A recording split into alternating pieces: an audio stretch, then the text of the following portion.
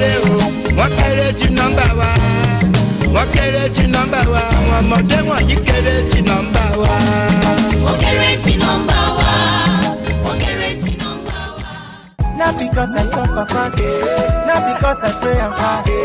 No be your show, no be that. I'm watching. Daily, Osinachi.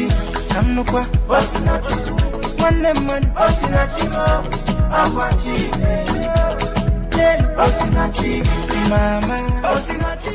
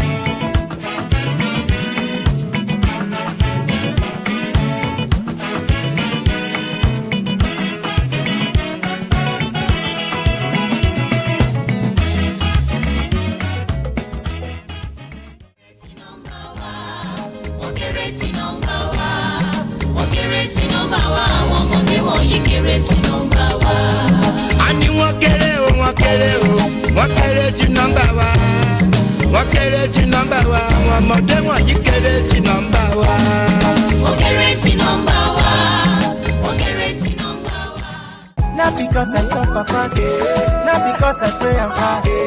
No be your show, no be that. I'm watching. Daily, Osinachi. I'm no qua, Osinachi. One man, Osinachi. I'm watching. Daily, Osinachi. Mama, Osinachi.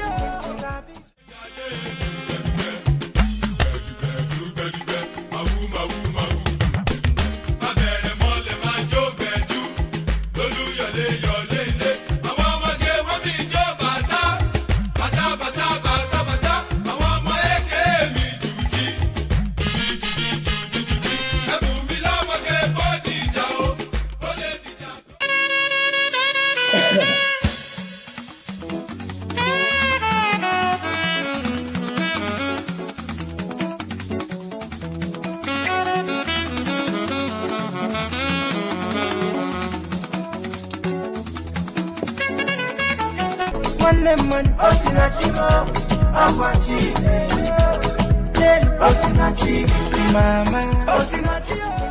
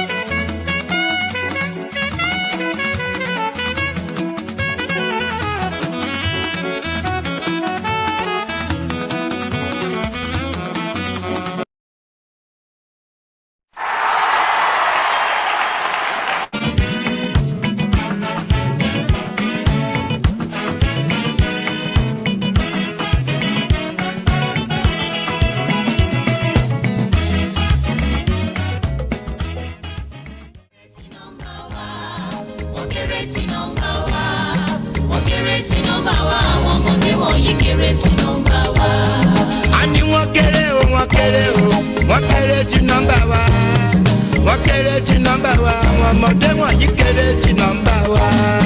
Ó kéré sí nọ́mbà wa. Ó kéré sí nọ́mbà wa. Not because I suffer fast, not because I pray and fast. No be your show, no be that. I'm watching. Daily, Osinachi. I'm no qua, Osinachi. One, Osinachi. I'm watching. Daily, Osinachi. Mama, Osinachi.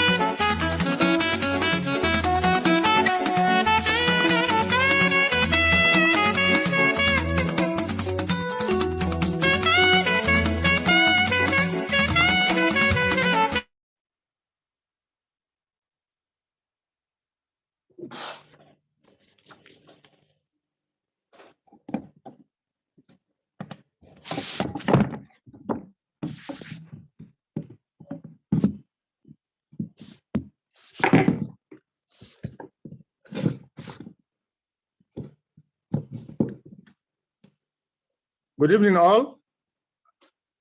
Can you hear me? Yes, sir. How are you? Fine, thank you. Are we set to go now? I'm not sure, actually. I'm not sure if I didn't see a confirmation that we're going or a proper cancellation. So I figured I'd show up just in case. I wasn't quite clear on what the final decision was. Well, I advise we go ahead actually because the program has been long in coming and almost everybody has been well prepared. So I decided I suggested we should just go ahead and we use the time for the author's presentation interaction for others to contribute or for the audience to participate as well. So that's my view actually. Okay, I agree. Let me just turn my camera on. Yes. So let's wait for the next 2 or 3 minutes to see what we're able to do. And as a matter of fact, we can see what is available for us to discuss in terms of the materials of the work. So perhaps we can wait for the next 3 or 4 minutes to see if others, Yusuf is here with us. Abdul Basit Qasim is not here at the moment. Adi Inka is with us. Kola Imbola has still been expected. And John Tabiti of Carleton College is also been expected. So if in the next 3 minutes, I think I would just advise we give the introduction. The 2 people who are here now, we allow them to talk, to present, while we await others to join us. I think that would be better. That's my view. If that's okay by you. Sounds good. I agree. Well, yeah, I think we are set to go. And because of the time, I would suggest that we start right away and let's see what happens while we expect others to join us. Well, some house rules were sent some few days ago, and I think we are quite aware of it. The thing states that the 3 minutes is going to be used by the chair to introduce the participants or the presenters. And of course, each panelist is given 8 minutes to present their reflections on the work.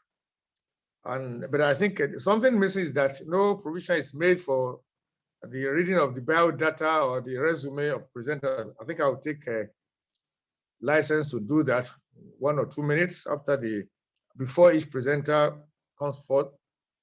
And of course, since the author is not likely to be with us, I think we would throw the floor open for audience to contribute or for the presenters available to have more time to exchange or to share with us their thoughts and observations. So that's mine.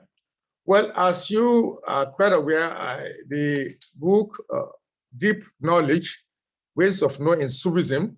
Of course, Sufism is the esoteric aspect of Islam that has to do with spirituality. And Ifa, well, Ifa, we know it's the universal Yoruba, the southwestern Nigerian. The Yorubas are basically in the southwestern part of Nigeria. And Ifa is more or less one of their epistemological tools used in divination and other spiritual aspects. So that's the title of the author tries to compare these two traditions. It calls them West African intellectual traditions. That's quite debatable anyway. And this work is was published in 2020 by Penn State University. So I want to welcome Thabiti Wills, is also joining us. I do not know whether he has also sent his bio, but I think before we others finish their presentation, I might have that as well. So by way of sort of review of this short review of this work, and I think the authors systematically divided the work into three parts. Part one is about the Tijaniya. Of course, we know the Tijaniya is one of the most popular Sufi orders in the world today, specifically in Sudanic Africa, or Africa south of Sahara. It's an order of Sufism, and that is the major Sufi order I have tried to talk about. So part one is about Tijaniya. Here I try to discuss about, define what is meant by style and mode of acquisition of knowledge, divine knowledge, or and that's what. And then what is called the tarbiyah, or the way of training or initiation, the order is done. Part two is about ways of knowing as the equivalent of Sufism. So that is the part two. And part three is try to compare to us the major areas yes, try to talk about. Of course, it's a platform, or the premise was also inspiration from Western authors and some Islamic authors as well, to sort of articulate his views about these two traditions. Then our first work is coming, is one of the series, the Afrikaners religions series, which explore the rich diversity and, of course, and spiritual lives among Africans at home, among those of African descent abroad. So it's talking about the interaction or the interplay between Islam, Christianity, and of course Islam within the African society and also outside the African shores in the diaspora. So those are the basic areas that the author has tried to do. So now the first person I'm Kola Abimbola, I'm not sure whether it's not yet with us. And you have Yusuf Kata, a few months ago, and I want to say that Dr. Yusuf Kata is an assistant professor of religious studies and Kenan Rifai fellow in Islamic studies at the University of North Carolina at Chapel Hill. He's a contributing editor for the Transforming Anthropology Journal and a co-editor for the Journal of Africana Religions. He's also an advisory board member of the After Malcolm Digital Archive, sponsored in part by the Ali Vural AK Center for Global Islamic Studies at George Mason University, which chronicles the oral history as a repository for digitized historical documents, newspapers, and memorabilia related to their involvement in the Black freedom struggle from 1965 onward. In addition to other project is working slowly on a manuscript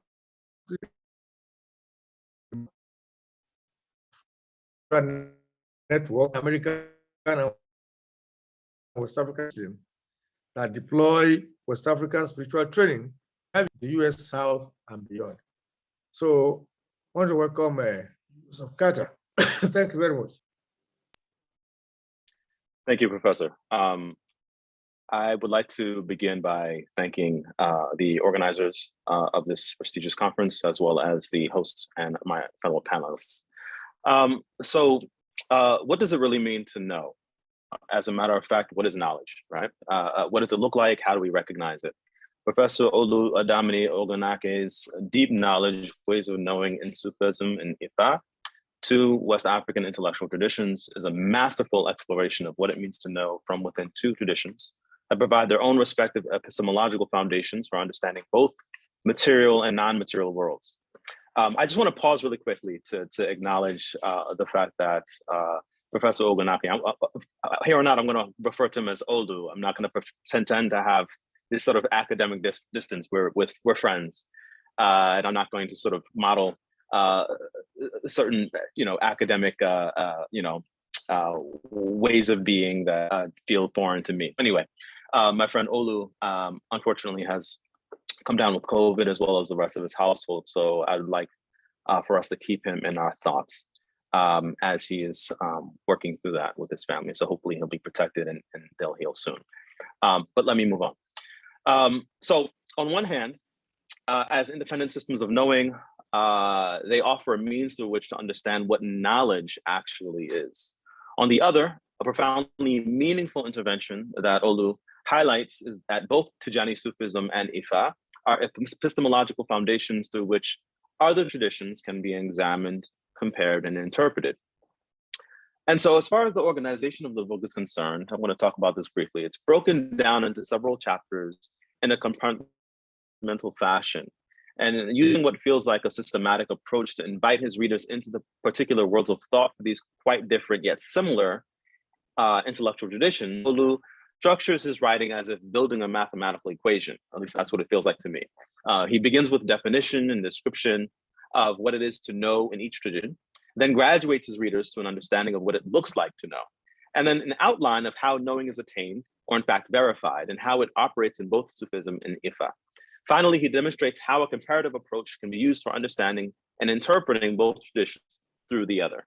I have to say that this segmented approach feels particularly useful as someone who teaches courses on Africana religions. As a matter of fact, I'm scheduled to teach a course called Black Atlantic Religion this fall. And so because of the accessible and yet for writing, I'm confident that this text would be a valuable resource in the classroom, as I'd be able to assign individual chapters for reading. And so I found that very refreshing. And so while the experience of reading this text is one that feels like a scaffolding, each chapter reads like a self-contained whole. It's apparent that Olu wrote this text with the intent of the material being understood by a general reader, and at the same time, it is clear that this analysis is aimed at another tradition, right? A Western academic one that has its own history of declaring Africana religions as being absent of systems of knowledge that could be utilized as interpretive tools to which other intellectual traditions, including Western ones, could be understood. And so as such, Deep Knowledge reminds me of a book written by J. Lauren Matori entitled The Fetish Revisited, Marx, Freud, and the Gods That Black People Make. In that book, Matori makes the compelling argument that the manner in which Africana religious traditions and their logics have been understood, or rather misunderstood, occurred through a refracted lens in which people of African descent were already determined to be lacking in reason and incapable of intellectual sophistication. And so, however, rather than discussing the way in which Euro-colonial constructions of an African other rendered them subhuman, Olu centers his focus on West African intellectual contributions that occur through Sufism and Sufi and Ifa philosophies concerning knowledge. And so, moreover, one of the things that I appreciate about this work is that it actually centers Africana religious intellectual tradition, as opposed to making a claim that its focus and then discussing in an indirect manner, right? Often I would say that this has been too often maybe a problem in such African studies and Black studies, there seems to be that there's more ink spilled on the problem of colonial and post-colonial impacts and the after effects that have left their imprint on too many Africana people and their traditions the world over. And so that pattern, unfortunately, I think has left less room for actually discussing and analyzing who Black and African people have been in the midst of and in spite of colonial violence. And so therefore, I really do view this present work as part of a broader intervention, right? And a modeling of how we might consider decolonizing the academy, if that's even possible. We might, of course, discuss this more deeply, but let me sort of move on.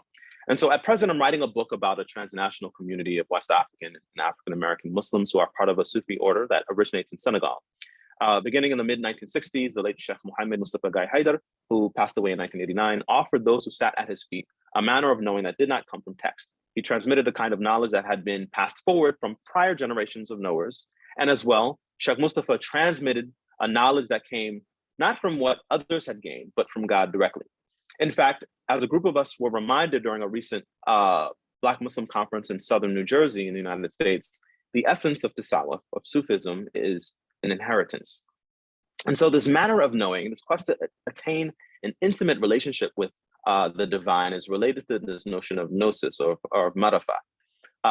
As Olu points out in quoting Cherno Bokar on page 3 of his book, he quotes, "Writing is one thing and knowledge is another. Writing is the photographing of knowledge, but it is not knowledge itself. Knowledge is a light which is within man. It is the heritage of all the ancestors knew and have transmitted to us as seed, just as the mature baobab is contained in its seed." And so the fact that knowledge exceeds text, revelation, scripture, is related to the manner in which Muslims are encouraged to read and reflect on the 18th surah of the Quran every Friday, right? The story of Musa and Al-Qidr, which is a parable inside of the 18th chapter of the Quran, is one in which offers a reminder that real knowledge, wisdom, and understanding comes directly from the divine, and that regardless of what knowing one possesses, there is no limit to knowledge as such. And so real knowing, this book reminds us, is more than a matter of relating between cognition and information. Real knowledge, this book tells us, requires the cultivation of character that would yield a vessel appropriate and deserving of sacred understanding. And so this reminder rings true as I've engaged in ethnographic research among this community of Muslims, in which there is a profound relationship between the transmission of knowledge or knowing and the excellence of character, this notion of knowledge as embodied. And so I want to stop here for the sake of my other panelists, but I want to say that I found this book deeply rewarding and powerful and meaningful. So I'll just stop there. Thank you.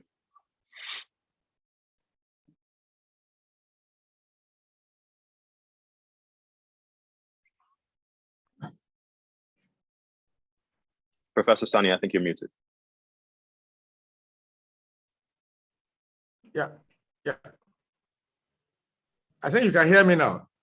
Yes, I've tried to identify the distinction between what Olu calls the dead knowledge, that is one taken from books and written media, and what he called the living knowledge, just to do that one that is transmitted directly from a Sufi sheikh or from principal officers of the Sufi order. Okay. Yeah, exactly. The Babalawe in case of the Ifa, and of course the Sufi sheikh or the Muqaddam or the chief Muqaddam. So those are the two principal characters. But of course, well, I will say allow some others to contribute, but this is just a summary of what Yusuf has told us, what he has been able to get in terms of Olu's characterization of knowing within the African context and of course the context with Islamic context as well. So thank you very much. Well, I will still come back to more discussions, but now the next person is supposed to talk. And well, I think Kola Abimola is not here with us. Bas is not with us as well. But I know that Ade Yinka Wulema is here with us. Wulema is from Lagos State University. Here in Nigeria. And if you allow me, let me read some part of here now. Well, PhD, doctorate degree, a master, MA, PhD in cultural anthropology from the Premier University in Nigeria, that's University of Ibadan.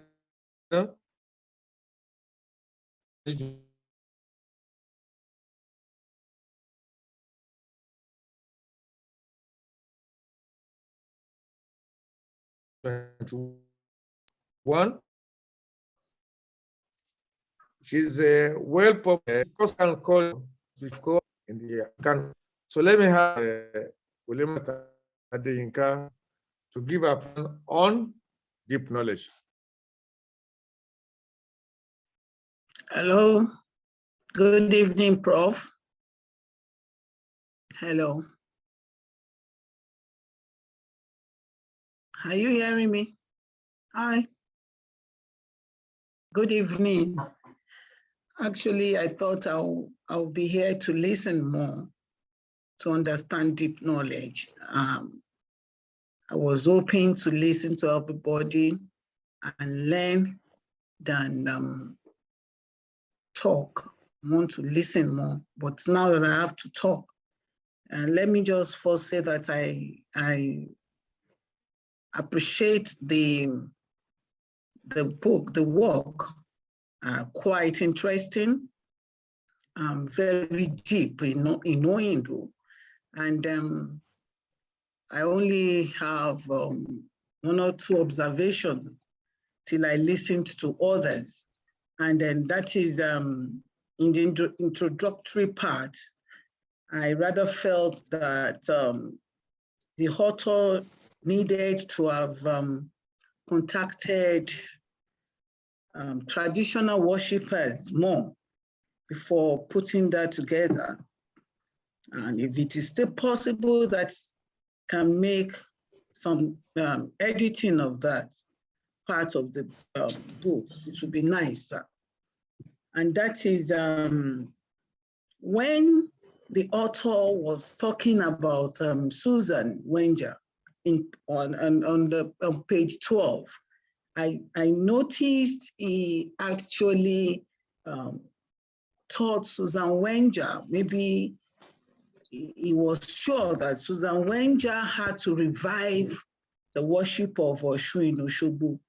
And I want to say that is a bit awkward for any traditional, because that is a book, is very important text and is outside there, that a foreigner who happened to fall in love with Yoruba spirituality then came to revive an important worship system is a bit, and is not particularly what I think happened. He got there, he was actually enthralled with, she was enthralled with the worship system of the Oshun, and she got into it fully. And of course, she helped to bring that Oshun Osogbo festival to the limelight, the world recognition, till it was mentioned as listed rather as one of the World Heritage Sites in 2005.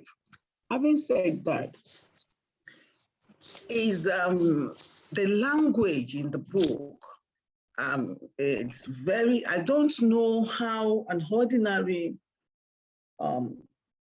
person who is not into philosophy, is deeply philosophical and esoteric, how an ordinary person, because most of these texts now, we should also consider it being, appealing to general public. The language is rather too abstract, and I don't know how a layman who is not in philosophy, epistemology, in Sufism, in Islamic religion or Ifa studies would be able to read and understand like that. So those are the points I can immediately bring out here. Maybe as we continue and I listen to others speak, and then I'll be able to add more. Thank you.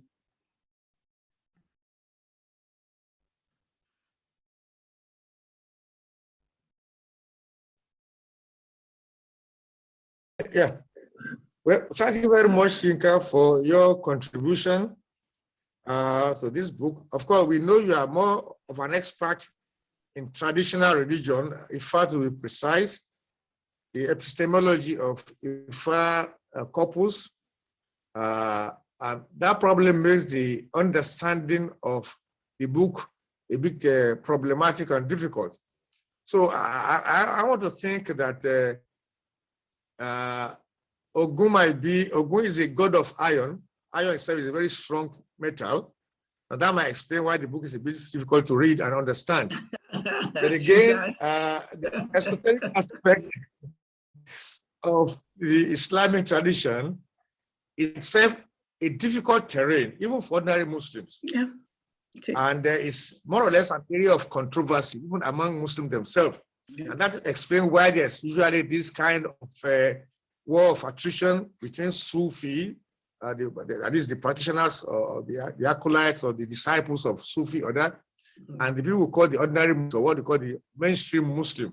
So there's always this controversy and fighting, quote and unquote, intellectual disputation, argument over rituals, argument over the practice of basic aspect of Islam. So it's always there. So this discipline itself is a difficult one.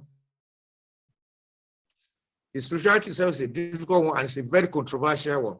So I can understand some of their terms or terminologies or ideas on these courses a bit problematic. What's done is to allow those two traditions to text within the area of the practitioners. So that is what Yinka has done. Thank you very much. So, well, I could see at a point that Abdul Basit joined us. I don't know whether he has been, but I would like to call. Well, I know John Tabiti has been with us for quite a while now. Let me see if I can access his bio now so we can know something about him as well. Yes, I think I access that now. Well, Tabiti Willis teaches African history at Carleton College in Northwood, Minnesota, United States of America. He's a cultural and social historian of Africa, 17th to early 20th centuries. So I'll be quite interested to know whether he's quite familiar with Sufism and Ifad oracle as well. His research is on indigenous religion, Islam and Christianity, and of slavery and the slave trade span the Atlantic and Indian Ocean worlds. This 2018 book entitled Masquerading Politics, Kingship and Ethnicity in the Yorubatan Ota, 1974 to 1928, demonstrates how institutions that use ritual masquerade both reflected and shaped changing political and economic relations during the rise and fall of West African empires. Atlantic slavery, the spread of Islam, and the establishment of Christian missions and British colonialism. So let me allow you to think over Sufism and Ifa tradition. And of course, Willis is the author of the award-winning book, Masquerading Politics. Willis, you are welcome. Thank you very much. Awaiting your discussion and thoughts about Ogun and Ifa tradition. You are welcome, Willis. John. Thank you so much, Prof. Thanks to my esteemed colleagues here on this panel. I'm so happy to have this opportunity to participate in this important conversation about this monumental text. Thoughts, of course, go out to our brother and his family. My family just has had out with COVID ourselves for the first time since the pandemic, and I can definitely sympathize, empathize, and understand the concern that one can have in this moment in time with what he's dealing with. So our thoughts and prayers, of course, are with our brother. I so wish he would have been here at this moment in time, but his spirit is always with us, and may we honor him through talking about work that is extremely important to him and to so many that he has encountered. This book is a powerful challenge to Western Eurocentrism or to the Eurocentrism within philosophy, within the way in which we come to understand and think about what it means to know, what is knowledge, how is knowledge embodied, lived, contested, and scrutinized. This is extremely ambitious text, right? Engaging two traditions that are of critical importance to West African peoples historically and even in the contemporary moment in ways that prolonged conversations, especially among academics, about the legacies of slavery, colonialism, imperialism, at times blind or disrupt our ability to keep in focus how important these traditions have and continue to be.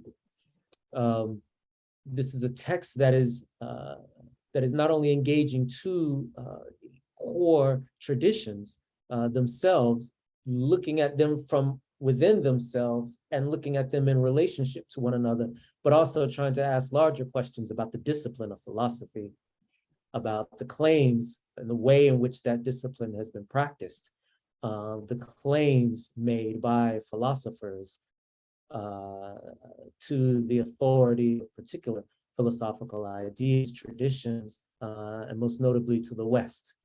So part of what I appreciate so much about this text is the way in which it decenters Western ways of knowing in how we think about philosophy and how we think about what it means to know. I think this is the significance of that kind of challenge, right? That he's using or invoking, drawing upon these deeply important historical traditions in West Africa, and really that have shaped so much of the African diaspora in ways that there's much to discuss as well.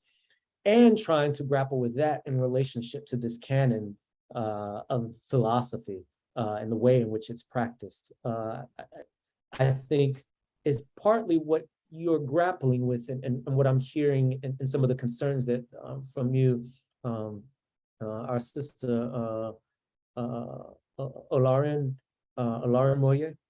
in terms of how does this speak to traditional practitioners, right, of Yoruba tradition.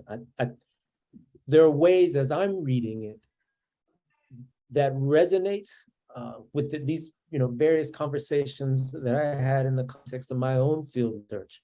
And yet I can understand as well how, again, he's also he's bringing traditional practitioners of Yoruba tradition into conversation with Sufi tradition and into conversation with Western academics and Western philosophers who themselves are so removed from and in so many ways unable to adequately engage the rich legacy and work of African intellectuals and of African practitioners as intellectuals, as producers of knowledge themselves, right? So I see that as an important dynamic and as a tension here within the work that impacts how audiences read it. So as I've said, I really appreciate the way in which the text decenters the West within philosophy. I appreciate how it interrogates Western way of knowing, particularly with respect to Africa, right? And the limits of how Africa is invoked and understood within Western logics, right? And so that the idea of Africa that is often invoked is often so much at odds with the day-to-day life experiences and work of African people themselves. I want to turn briefly, there are two passages within the text. I want to center, the last 4 minutes of my comments on, and one is on page 14, quote, academia has inherited a tradition of ignorance and arrogance when it comes to other intellectual traditions, especially those of Africa. This has provoked the problematic relations of negritude, Afrocentrism, and other movements that accept basic categories of oppressive discourse they seek to counter in their representation of Africa, right? And so one of the things I want to lift up is the way in which this text seeks to to acknowledge those problematic ways of knowing by drawing on categories, ways of thinking that are so deeply embedded within the intellectual work of practitioners of these traditions. So that's one passage I want to draw attention to. And then another one comes from page 233. So this is in a section on forms of knowledge in a chapter titled Knowledge of Ifa, where he references the recitation of the Odu Osa Otura, quote, "Speak the truth, speak justly, speak the truth, and also speak justly. Those who speak the truth will be helped by the gods." He then references the praise name, one of the praise names of Orunmila from the verse from the Odu Ifa, Odu Okarin Warren, quote, "The truth inside is more efficacious than medicine," and then goes to talk about one of the ways that one Babalawo with whom he spoke speaks about what it means to be a Babalawo. It means to speak the truth and to have iwapele, good character, gentle, calm, patient character. One day Abimbola has done so much to call our attention to its significant philosophical dimensions. And so there's an element in here in terms of thinking about what does it mean to be and embody, right, a Babalawo, and to think about as not simply a title, but as character, right, as a way of being and way of knowing. And what I appreciate about that so much is, as I teach students, nowadays, is, at this moment where there's such a divisive culture that that often permeates some of our classrooms, that places a lot more emphasis in calling out people, the importance of character, right? And all of us who have sat at the feet of various elders, right, in a range of tradition, knows the importance of character, even to have audience with elders, right, with people who are the repositories of such knowledge, right? That doing this work requires one embody, one engage in the practice of demonstrating knowledge through his character, through his ability to dobale. And dobale is not just a physical act, but as a way of engaging, as a way of showing honor and respect to the Iamis, to the elders, to the ancestors, and even to those who are about to be reborn or who are reborn as our children, right? And so I just wanted to really highlight that element, right? That there's an important aspect of this that again is about ways of knowing and being that are about the character, right? And that are about, understanding how people behave and how people act, right? As essential to understanding the richness of these intellectual traditions themselves. Be happy to, have some more conversation about Sufism, about Ifa, about Ogun in the Q&A, but I really just wanted to lift up these elements in the short time that I have. I yield the floor, and I'm eager to hear what others have to say and engage in conversation. Thank you all so much.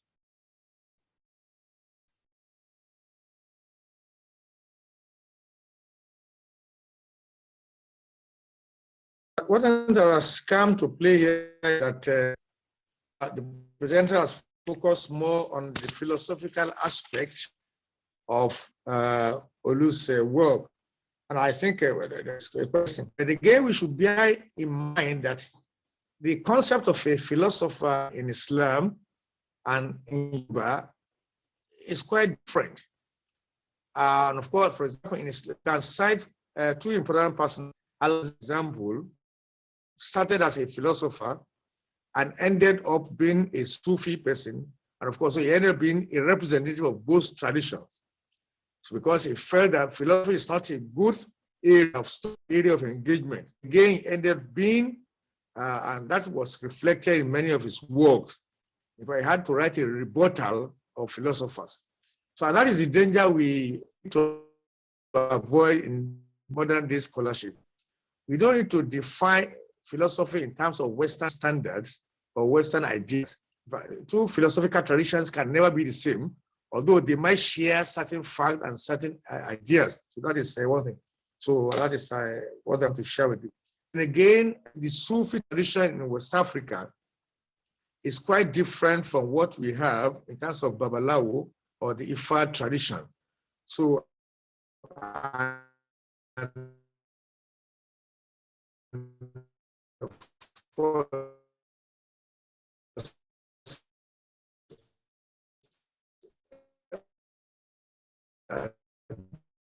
the purpose of the Ifa, I think you have various verses of quite different from that of Islam. Yoruba tradition is quite different, but of course, these are traditions that have divergence and also areas of convergence in both traditions. Thank you very much for this. So now I think I could see that we had Abdul Basit Qasim. At a point in time, I could see him. I cannot look in any longer. I don't know whether he's still in-house. Abdul Basit Qasim from Rice University. I don't know whether he's here. I'm not seeing him. So if he's not here, I want to throw the floor back open to attendees. At the moment, we have a number of attendees who may want to share with us the ideas of Ifa couples or Ifa practitioner or Ifa practitioners among the Yoruba, and of course, the Sufi aspect or the esoterical aspect of the way of knowing, how is knowledge, how is knowing diffused, or how is it transmitted, how is it engaged, all this will be required. So thank you very much. I want to come back again to our presenters. If there are particular ideas you want to raise, unfortunately, the author is down with COVID, according to him, so we wish him, let us remember in our prayers and our thoughts that I think we can still engage. It would have been nice if we were to be here. Well, I just got this message from Basit. He's having problem with his network. Let us hope that the network is also not suffering from COVID attack as well. So in the interim, I will throw the floor open to our previous participants to see if they have additional points they want to share with us. Otherwise, I also noticed some points which I also want to share, but maybe I could do that while we still await the Basit from coming up. Now, I would have loved to know why the choice, where there's somebody, Yusuf is raising up his hand to ask a question. Okay, yeah, okay. Yes, Yusuf Carter, we are ready to listen to you. If you have anything to let me, yeah. So Yusuf, do you have anything to say? Sure. That is, of course, before you were about to offer your comments, so I don't want to cut you off. But I do have a couple of other points I can raise, if that's okay with you and everyone else. Fine. I think one of the things that I particularly appreciate about this work is that it's in conversation with a number of different texts. I think, and I'll share one of the concerns that I have at the end of this sort of comment. But there's a sort of subtle but also meaningful intervention, in addition to the other ones I think I raised earlier, amidst the kind of Orientalism found both within your Western and traditional Africanist viewpoints, or I should say Africanist scholarship, historically anyway. I think that's kind of changing. But they have both sort of in the past, and this is sort of, I think, eroding with more and more sort of publications that are being released. This sort of viewpoints that misunderstand Islam as somehow profoundly outside the continent, right? This kind of Islam noir that Olu raised in his work, and which this sort of notion that Islam is profoundly Arab, right? And that sort of certain contributions that we that get sort of ignored, that have come through West Central African scholarship, right? And so this is in conversation with, and sort of bring this back to what Professor Willis mentioned earlier about the sort of knowledge as embodied. I know for a fact that one of the people that Olu was in conversation with is Professor Rudolph Balawer, whose book, The Walking Quran, talks about the sort of history of Quranic schooling in West Africa, in which the idea is that it's not merely a matter of memorizing the Quran as a text. It's a matter of imbibing and drinking what there is to know, right? The sort of sacred order of knowledge that requires that a vessel be purified, right, and rendered prone and appropriate, right, before sort of pouring the Quran into, before pouring this knowledge into this child or this sort of aspirant or this student, right? And the sort of same thing seems to be the case as built through Olu's sort of description of what it means to cultivate a babalawo, right, or babalawo in training, right? This is somebody who ideally is being attentive to, and a community that is being attentive to who they are as a person, as a human being, right? So that they may serve other human beings. And so one of the other things that one of the other texts that I see this as sort of in conversation with is one of those of Olu's professors, Professor Usman Khan, who wrote a book called Beyond Timbuktu, right? The sort of intellectual history of Islamic West Africa, right? Which he makes the argument that what is special about Timbuktu actually exceeds Timbuktu, right? That West African intellectual tradition, or a tradition of knowing, a tradition of intellectuality, philosophy, etc., is actually bigger than the continent itself, right? That it exceeds the continent, right? And this is one of the other, I think, meaningful interventions that deep knowledge books like it offer, right? Is that it's not a matter of understanding West African ways of knowing and being, et cetera, as somehow being tied to the continent per se, but rather that they offer something to the world, right? And that's something that I think we obviously need to take seriously, right? And that we ask others to take seriously. And through writing works like this, this is what we do. I will say that one concern that I might raise is perhaps that, and while sort of noting that I don't think this book makes the claim that it attempts to sort of be all things to everybody. No book does that, right? And in fact, that's impossible. But the framing of, and you know, admittedly, I'm not an expert in Ifa. I'm not an expert, period. I'll just say that. But the framing of Tijani Sufism is a bit too easy, perhaps, in terms of its apparent integrity across time and space. That is to say, maybe it makes less room for internal and geographic variations. So the sort of exploration and embodiment and practice of Tijani Sufism, or the practice of Islam amongst Sufi Muslims who are part of a sort of Nyasin Tijani Sufi community in Nigeria, right, might have more in common with sort of neighbors that say in South, for example, which is where I do my research, or in other parts of the world, right? That the sort of connections and similarities that are seen within and across sort of philosophies might operate differently or might look differently if we sort of move them beyond where some of the sort of ethnographic search that Oldo was able to do sort of exists. So that would be sort of one concern. I mean, obviously he's not here to discuss this with us, but I would think that his sort of retort would be that he's sort of trying to make a case about the ways in which these sort of philosophies operate within sort of a certain lens of similarity, but also making room for differences, which is why in the sort of latter part of his book, he makes the case for the importance of thinking about a model for comparing religion, which is less about filtering them through a particular viewpoint that then sort of carries a particular bias, historically a Western one, but in this case, he's sort of trying to do his due diligence of trying his best to sit in the middle, right? or sort of operate from an unbiased space.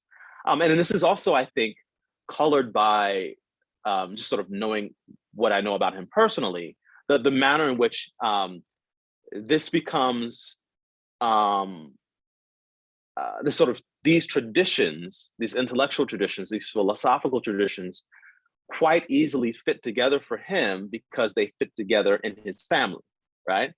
And so there's a sort of an autobiographical nature to this work, as there is to sort of probably all works, in some form or fashion at least. But I think at the outset of this one, I think it's safe to say that the kinds of camaraderies that he sees, the kinds of connectivities that he sees, start for him at home, right? And then he's sort of trying to make sense of why that's so apparent, and trying to sort of historicize, but also think outwardly about the ways in which these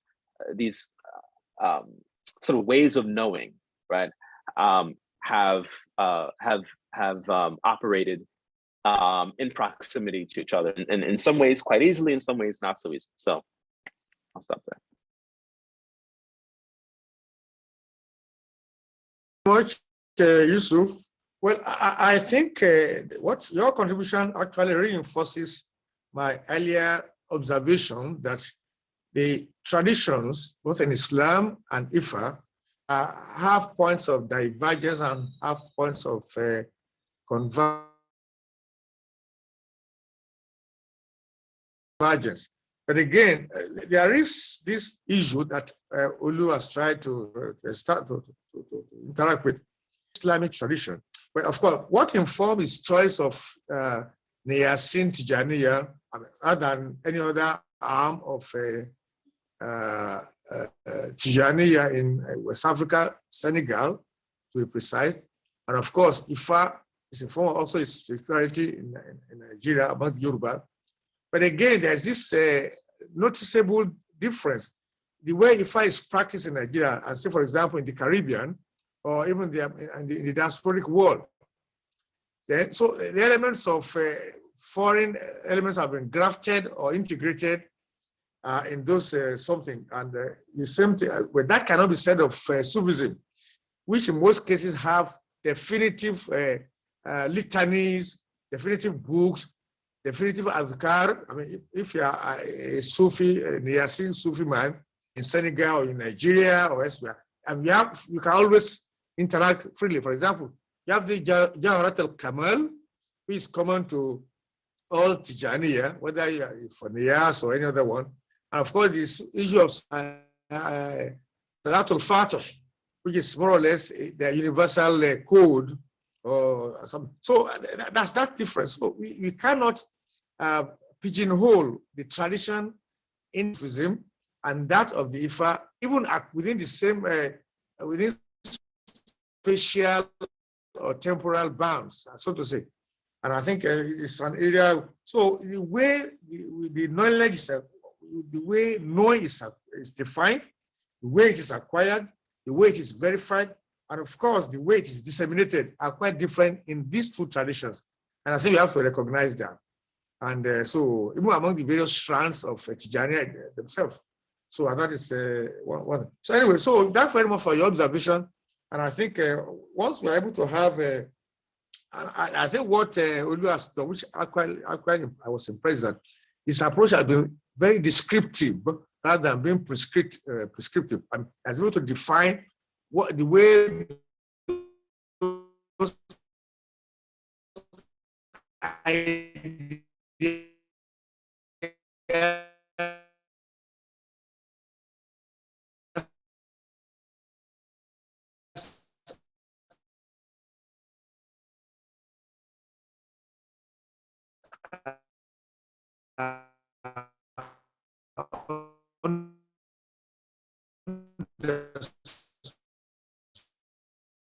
in those traditions, not the way they should be understood. I mean, from the perspective of practitioners of follow a paradigm to that. So that is what he has been able to do. Now, I can see a frozen. If I want to yield the floor again to, I still think Abdul Basit is still battling with.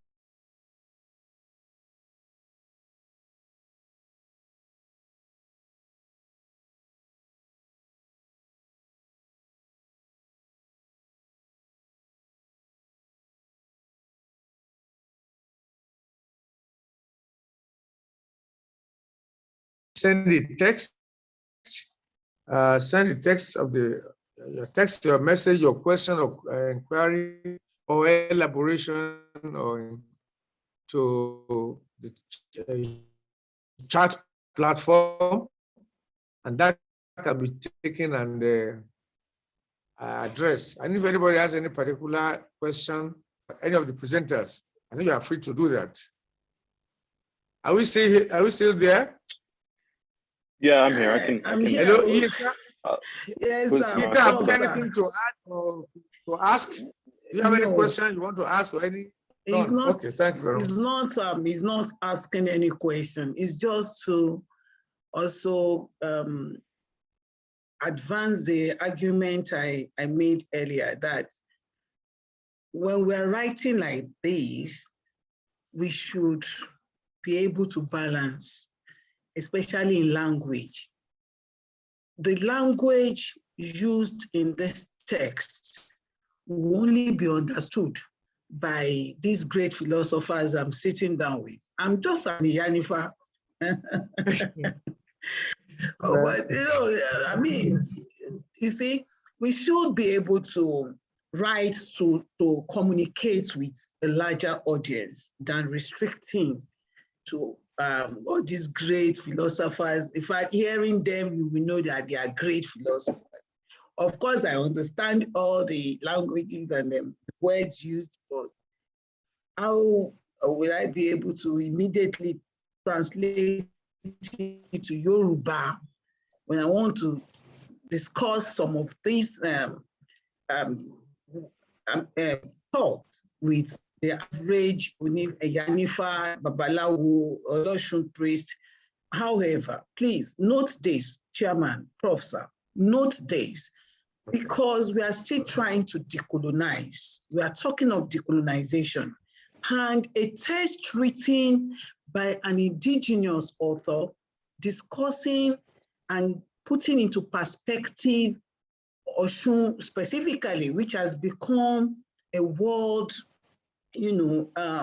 accepted spirituality of the Yoruba people.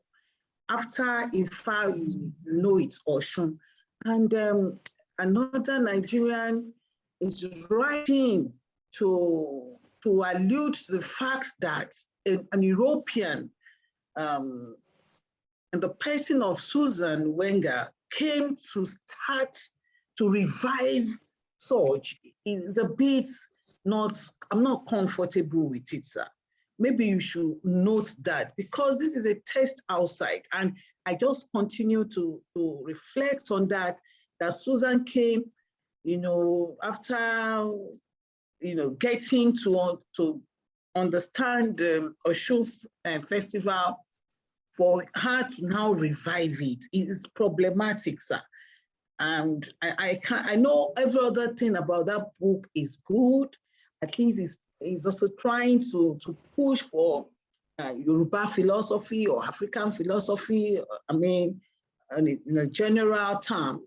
And it's okay especially for an anthropologist like me, one with bias for ethnography is good, but we should also understand that what we put into the world as we are talking now is also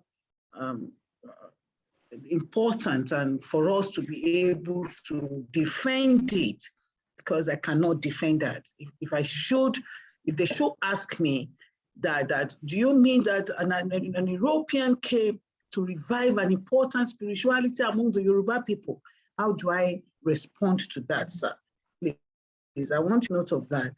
And we should, it's a topic for another conference or for another platform, but I must raise that, and it is important for me. Thank you very much, sir. Well, thank you very much, Yinka, for your contribution. Let me just make this point clear, that every author, every work has its target audience or target readership.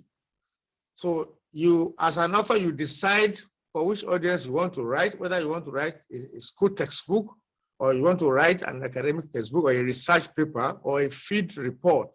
So you can decide okay, fine. My target audience or my target readership will be scholars of religion or philosophers or general readers. So I think every author that right. Then I think where we are coming from, if what, for example, for somebody who is not familiar with our tradition or Osun tradition, and I think what Sam Wenger actually did was to inject intellectual dimension to the Osun tradition rather than just reviving it. And of course, you know that Osun site became a UNESCO site.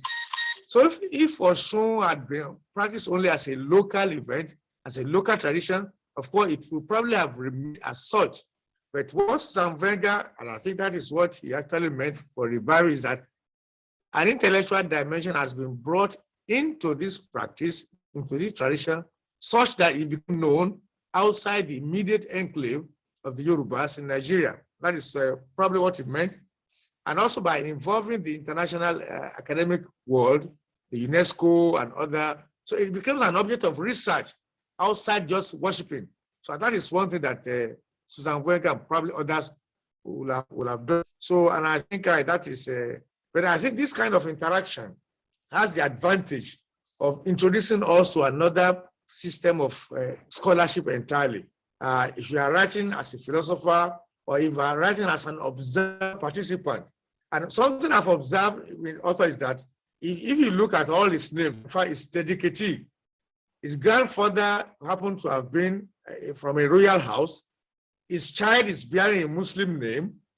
He is an Ogun person. So, and that is a typical Yoruba person or a Yoruba family. Here you have within a larger family, a Muslim, a Christian, and a traditional worshiper, all interacting, doing their festivals all together. When the Muslim festival come, they do it together. When this during Christian festival, Christmas or Easter, they do it together. I went during Osun, whatever. So that is the typical Yoruba tradition in there. And I think what he has done is to bring that the two traditions of Ifa and Sufism, which is very, very common to all the most families in Yoruba land. You have this kind of multiple identity, if I can say that one. You have this multiple identity, and that somebody who have a Muslim, you have a Christian mother, or a Christian father, a Muslim mother. I mean, so without anything, any problem at all. So that is an idea. But I think I understand where you are coming from. Not being familiar with Sufi Islam, which is a very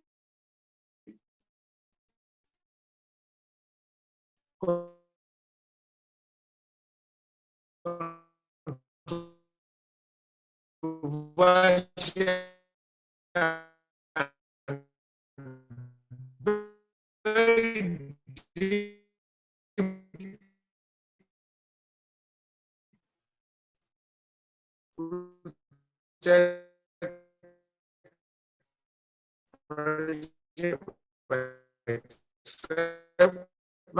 not even known to many Muslims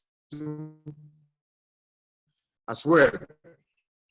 And again, the Ifa thing, of course, the Ifa practitioners or the priests are known as a caste. They call it Ojogbo.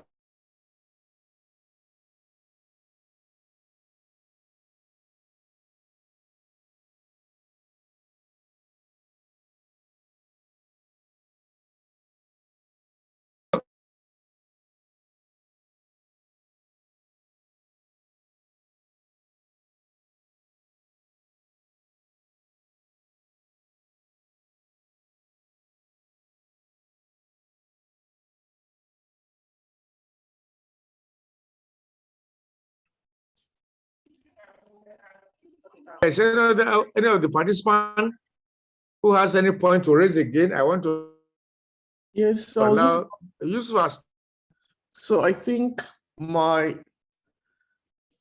network might be a little bit better now. I'm so sorry. Talked, and I don't know whether John is have anything to say. Okay, yes, I'll be back.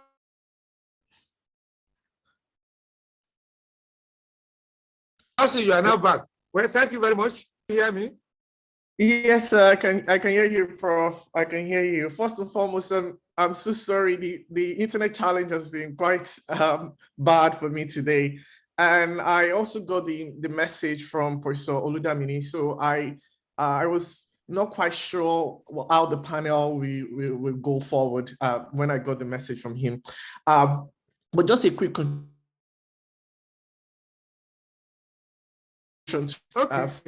about.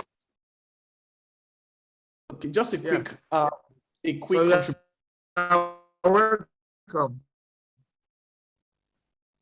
Go ahead. Okay, Prof. So just a quick contribution to what other panelists have mentioned. I think some of the things I love about this book of Professor Oludamini is only very few scholars who have been able to gain that mastery of two different religious traditions. In this case, Islam and an African traditional religion. I think when I picked this book to read, I had to go back to the work of Professor Kwame Gweke at the University of Ghana, because he was the one that, in fact, I see Professor Oludamini in that line of scholarship of Professor Kwame, because Professor Kwame, I think it was one of the first Africans who developed this mastery of two different religious and philosophical tradition. He wrote his PhD dissertation on Ibn Tayyib's Arabic logic, and then he also wrote about the Arkan African philosophical thought, which was really good. So Professor Oludamini, I think, is also building in that line of scholarship, mastering these two different religious traditions. But some of the things I love about the book, I think, number one, I mean, Professor Oludamini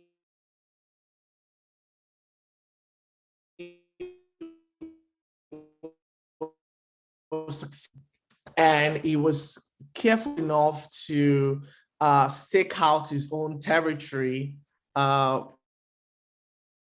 He was careful in the entire debate by also offering alternative approaches to the way the African philosophy has been studied in the past, including from the works of scholars Toji, Alwaredu, and others who have merely been seeking to contribute to Western philosophical discourse. But then Professor Oludamini made a departure away from that question. I'm really the methods of conducting in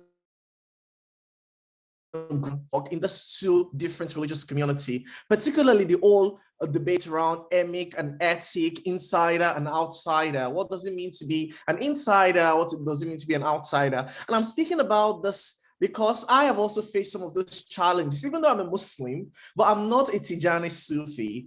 And in the course of my research, and I will cite one example of Sheikh Ibrahim Saleh. Sheikh Ibrahim Saleh is one of the Tijani Sheikh in northern Nigeria, in Borno to be specific. It's getting frozen. Okay, go on. Can you hear me now? Yeah, okay, yeah, you are coming in and out, no problem. You can manage, except that even before you go further, because we didn't have your bio, many people would not know what you have been doing. And if you just allow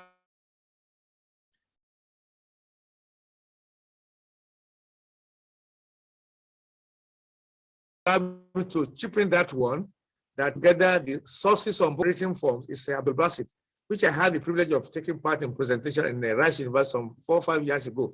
So I've been working on Boko Haram, although it's not a member, as much as I can tell you.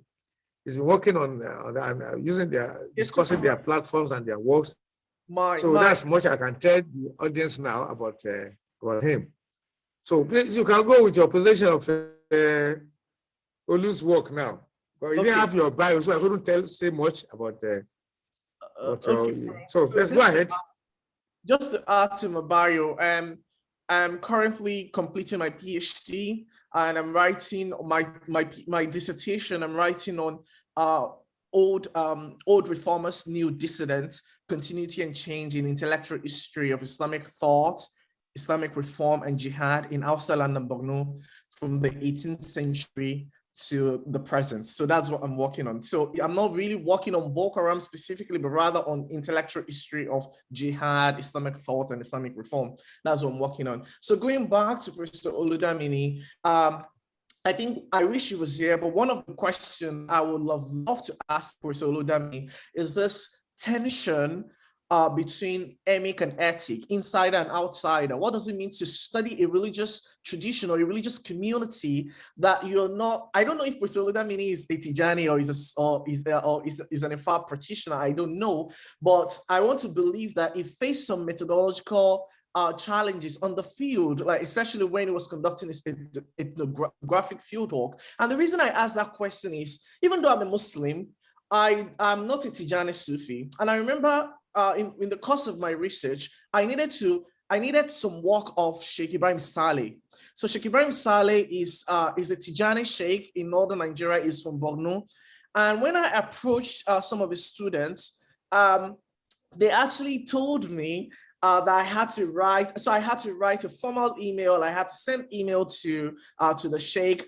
But even the book, when they gave me the book I needed, some pages of the book were removed because they said, oh no, these pages contain asrar, like esoteric knowledge that if you're not part of the Tijani, you can have access to that type of knowledge. But I also see that inside and outsider dynamic, even in the library of Umar Falke. So for the past 2 years, I've been engaging with the manuscripts of Umar Falke at Northwestern University Library. And there are some of the texts in Umar Falke's library that are considered like esoteric texts that contain like asrar, esoteric knowledge. And if you're not a Tijani, there's that if you're not a Tijani member, there's that belief that you can not engage this knowledge. You have to have a muqaddam who will sit you down and actually teach you those asrar. So I want to know, I mean, the level of some of this insider and outsider challenges, how Professor Oludamini was able to handle them in the study of Tijani Sufism, but also in the study of Ifa. I think that's where I would love to stop. I think I can answer a little bit of that if you would like to hear. I just want to make sure that okay, just go ahead. Just go ahead. Yeah. So while I actually met Olu when I was teaching up at Harvard. As I said before, his professor and mentor is Professor Usman Khan, who is a grandson of Sheikh Ibrahim Niass. And then one of the things that's important to know about Professor Usman Khan as a practicing Muslim Tijani is that he has wasifa, the adkara at his house every Friday. And so this is one of the things that Oludamini has participated in, as myself as well. So, you know, he's yeah. And so he's had a particular kind of access, we could assume, as a result of his sort of relationship professionally as well as religiously with Professor Khan. If you can permit me, I have a couple of things that I wanted to sort of reply to our sister Adianka. I think one of the, and I think it's important to raise this note about this Susan Wenger. Is she gone? I don't see her anymore. Maybe she's left us. But anyway, I think this is a vital question because I think there's and I certainly understand. Don't worry, I'll get it. Yeah, I certainly understand the discomfort, right? And I get that. But I think there's something to be said for, I think this is a tension that we all have to sort of sit with, right, and think about. And I think,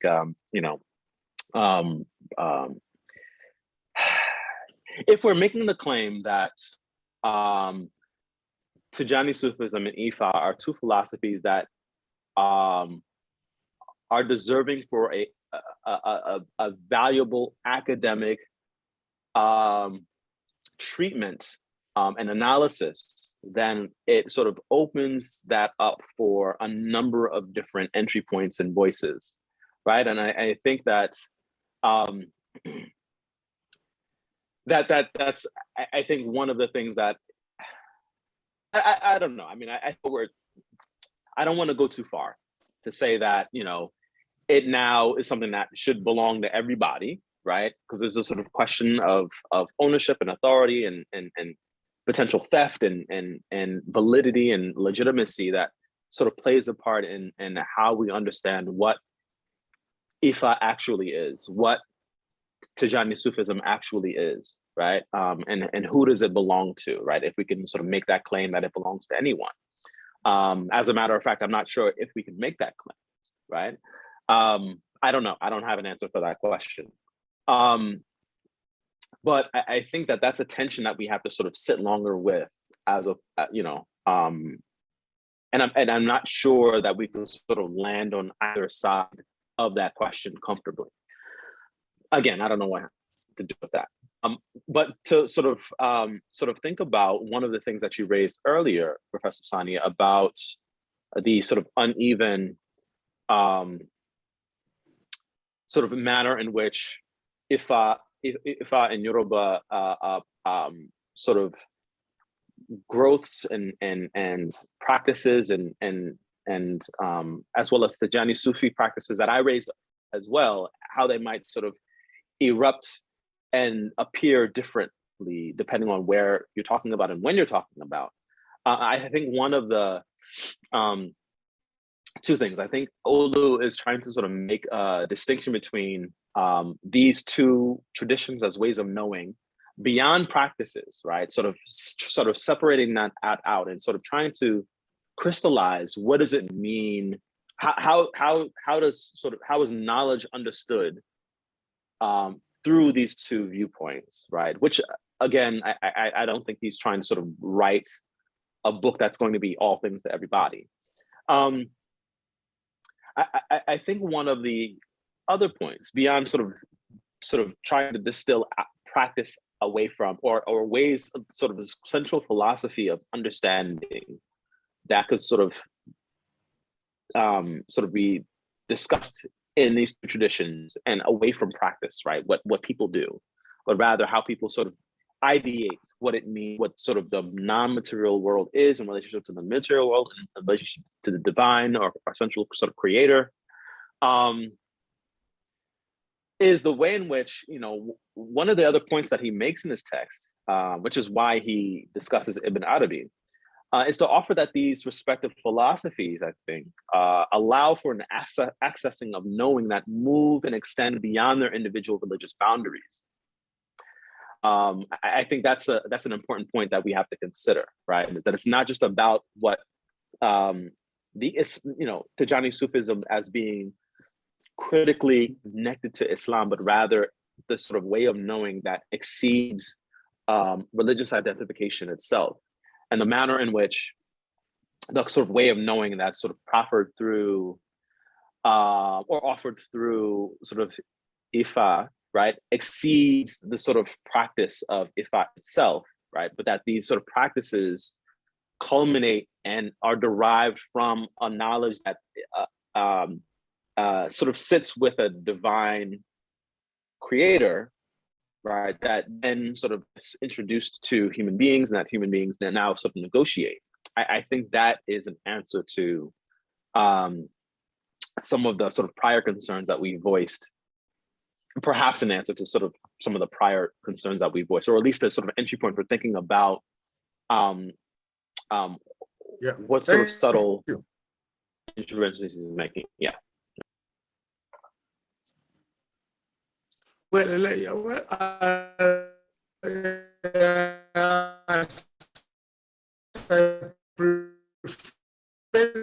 this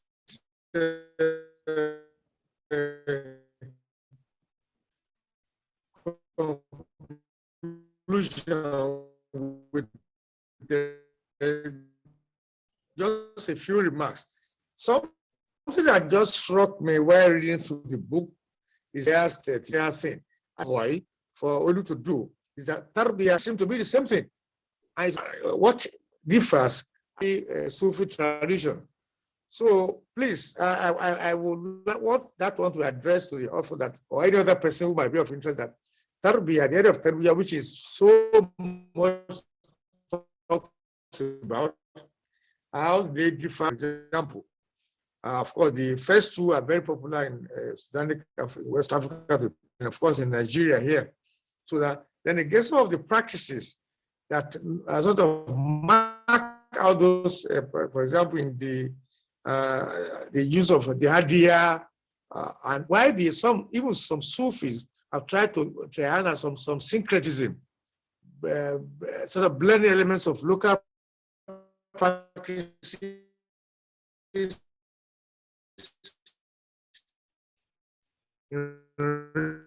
ritual along with Sufi practices. So there is no shortage of that as well. So what is the reason for that? Is that the influence of common element, or is that of the people who are their patrons, so to say? So we have been given the information to wind up this presentation, and I want to call on Tabiti. Is Tabiti still there? Closing remarks you want to make, so we can round off this panel. Yes, thank you so much. There's so many things one could respond to. Maybe I'll just try to speak briefly to maybe 3 points. So one, I want to piggyback on, what Brother Yusuf, so happy to meet you here for the first time, has articulated. And that, I think remembering, right, this book is having to speak to multiple audiences. And first and fundamentally, it's published through, Penn State University Press, right? So at the most basic level, that publisher is not going to publish the book if it's not speaking very directly to a kind of, a Western US even based philosophical, community, right?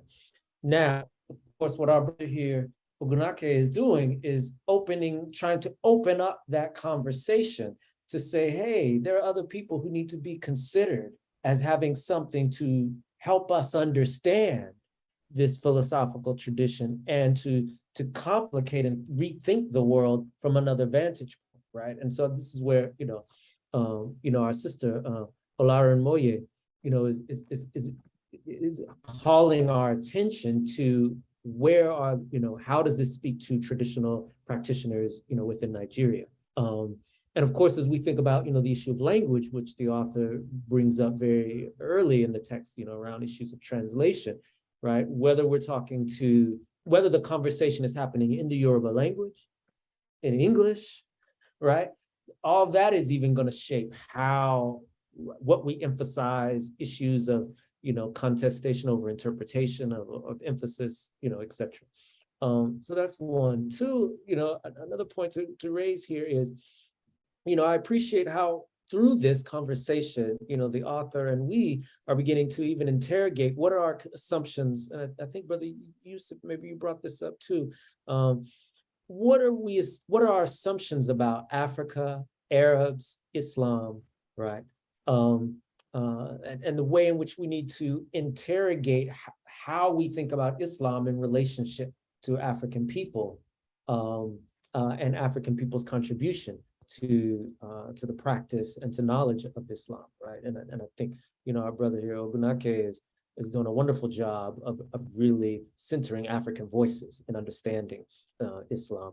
And, I would say kind of a final point, it's important to decenter or to recognize the distinction between what people do in everyday practice, right? Which may lead to, a person having, inherited Ifa from their father, inherited Oshun from their mother, and, engaged in Islamic practice from either one of those lines or just making a personal decision, right? That people are navigating and have historically navigated multiple religious terrains and in ways that are not preoccupied with the claims of identity, right? And so as we think even about various Sufi orders or various, Babalawos and various interpretations of Odu Ifa, it's important to come back to how is it that people are making sense out of this in their everyday lives,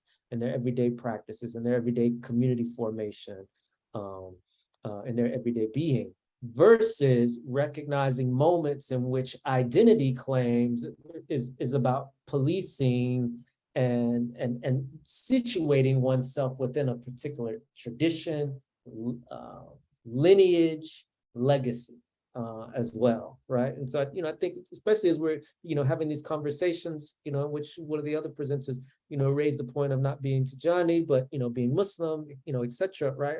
All this is important for us to bring to bear. Thank you all so much. There's so much more to discuss, we don't have the time to engage. Let's keep in touch, beyond this panel, whether at this conference or at other venues. And thank you all so much for your time and patience. Yeah, I'll just sort of follow form and follow up with my own closing remark. I just want to sort of thank the organizers, Professor Sani, our moderator, and panelists have done a great job.